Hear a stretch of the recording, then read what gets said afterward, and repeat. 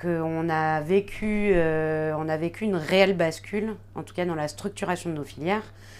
Nous, on a été très dynamique sur notre développement, on l'a été pendant plusieurs années. Et c'est vrai que là, en 2022, il a fallu faire un peu le deuil de ce développement et travailler plutôt à une restructuration, à une consolidation de l'existant, plus que de rechercher justement des points de développement. Donc ça a été vraiment très très particulier à 2022. On n'a jamais connu une crise aussi importante, en tout cas dans nos filières. Forêt Bio nous a permis d'avoir un lieu d'échange, on va dire, pas serein, mais en tout cas avec des valeurs partagées.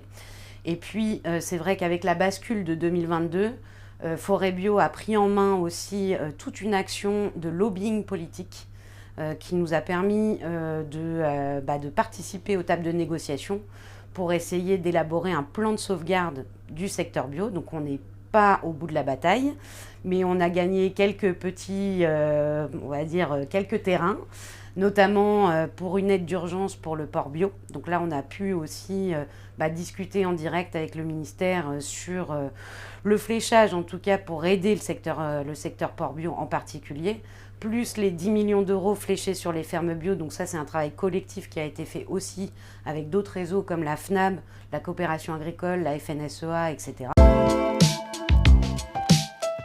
Elle est déjà bien visible puisque l'ensemble des consommateurs et des citoyens français déjà connaissent le logo AB. Donc ça, c'est quand même déjà une forte visibilité. Par contre, là où on n'est pas visible, c'est justement dans la défense de nos intérêts, dans la défense de nos valeurs. On a une vraie problématique de perte de repères, en tout cas du consommateur, qu'il faut retrouver.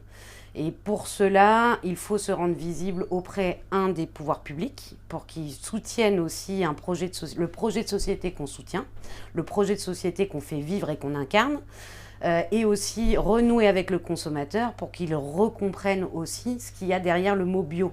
C'est vrai que pendant 20 ans, on a œuvré pour faire reconnaître le label AB et l'Eurofeuille ensuite.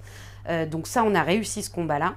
Le seul problème, c'est qu'aujourd'hui, on est un peu noyé dans plusieurs allégations, en tout cas, qui surfent sur les valeurs du bio et sur la définition même du bio.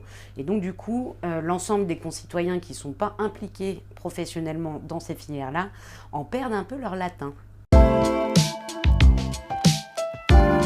Eh bien, tout à fait. Parce que je pense qu'en agriculture biologique, dans les filières biologiques, on défend un modèle de société qui est totalement compatible, en tout cas aux enjeux auxquels on doit répondre demain, qui sont les enjeux de l'environnement, les enjeux aussi de l'emploi local, les enjeux aussi du bien manger. Et je pense qu'aujourd'hui, dans le bio, en tout cas, dans les structures collectives que les producteurs ont mis 20 ans à construire, on est prêt, en tout cas, à répondre à ces enjeux-là. Alors peut-être qu'on ne sera pas les seuls sur scène, mais en tout cas, on a encore beaucoup de choses à défendre et beaucoup de choses à prouver, en tout cas, et à construire, bien sûr. Et c'est pour ça que je me lève aussi tous les matins, parce que je pense que c'est un combat qui vaut vraiment le coup.